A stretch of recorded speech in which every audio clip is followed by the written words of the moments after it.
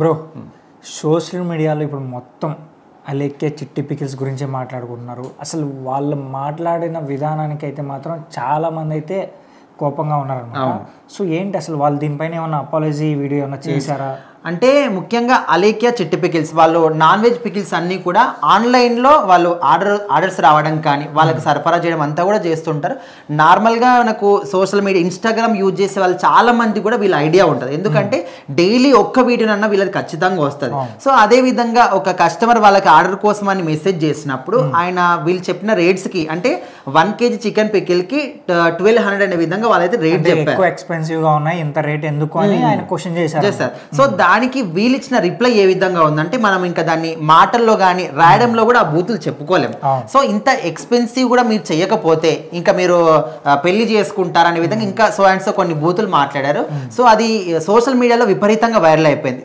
So మరి దాని గురించి చూడడానికి ఏమో ఇంత అందంగా ఉన్నారు, ఆ బూత్లు ఏంటి అమ్మాయి అనే విధంగా చాలా మంది నెటిజన్లు కూడా ఇప్పుడు వాళ్ళ మీద ఫైర్ అవుతున్నారు. వాళ్ళు చేసుకునే ఈ బిజినెస్ కూడా ఇది ఖచ్చితంగా దెబ్బపడే అవకాశం అయితే కనిపిస్తుంది. ఎవరైనా ఏదైనా బిజినెస్ చేసేటప్పుడు ఒక కస్టమర్ అనేవాడు ఏదైనా అడగచ్చు, ఆయన ఏదైనా అడుగుతాడు, ఎందుకు ఎంత ఎక్స్పెన్సివ్ గా ఉన్నాయి, దీనికి ఎంత రేటు పెట్టి మేము తీసుకోవాలా అని అడుగుతారు.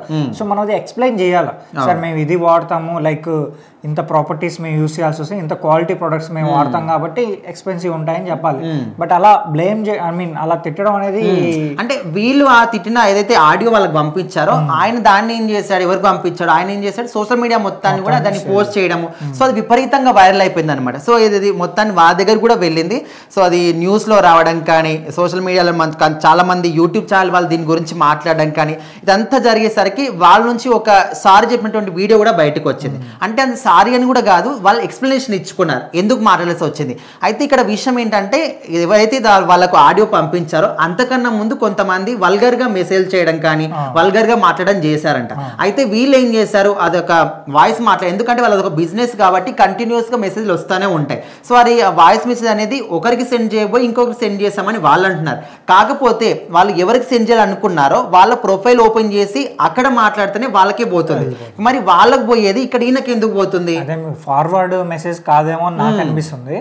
సో ఎక్కడైతే మనం ఏ చాట్ బాక్స్ లో మాట్లాడాలనుకున్నారో అదే చాట్ బాక్స్ లో మాట్లాడినట్టు అనిపిస్తుంది. ఇంకోటి ఏంటంటే ఆ ఎక్స్పెన్సివ్ అనే పదం వాడినారు కాబట్టి ఆ క్వశ్చన్ కి రిలేటెడ్ గానే ఆ వాయిస్ రికార్డ్ అయితే ఉంది. అంటే కొంతమంది ఏమనుకుంటున్నారంటే ఓకే వీళ్ళకు కంటిన్యూస్ గా మెసేజెస్ వస్తుంటాయి కదా, ఆ నెంబర్ కి ఈ నెంబర్ కి కన్ఫ్యూజ్ అయిపోయి వాళ్ళకి చెప్పేది వీళ్ళకి చెప్పారే మన విధంగా అనుకుంటున్నారు.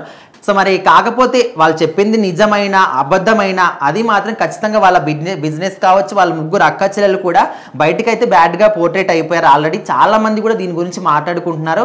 ఒక వ్యాపారం చేసే వాళ్ళు ఎవరైనా కూడా వాళ్ళకు కస్టమర్స్ని ఒక దేవుళ్లాగా భావించి ఎంత అనుకున్నా కూడా వాళ్ళు ఓపికగా ఎక్స్ప్లెయిన్ చేయాలి. కానీ ఈ విధంగా ఇంత బూతులు మాట్లాడే స్థితికి ఎవరు కూడా పోకూడదని చాలా మంది అయితే ఫైర్ అవుతున్నారు. సో వాళ్ళు కూడా అపాలజీ చేసుకున్నారు.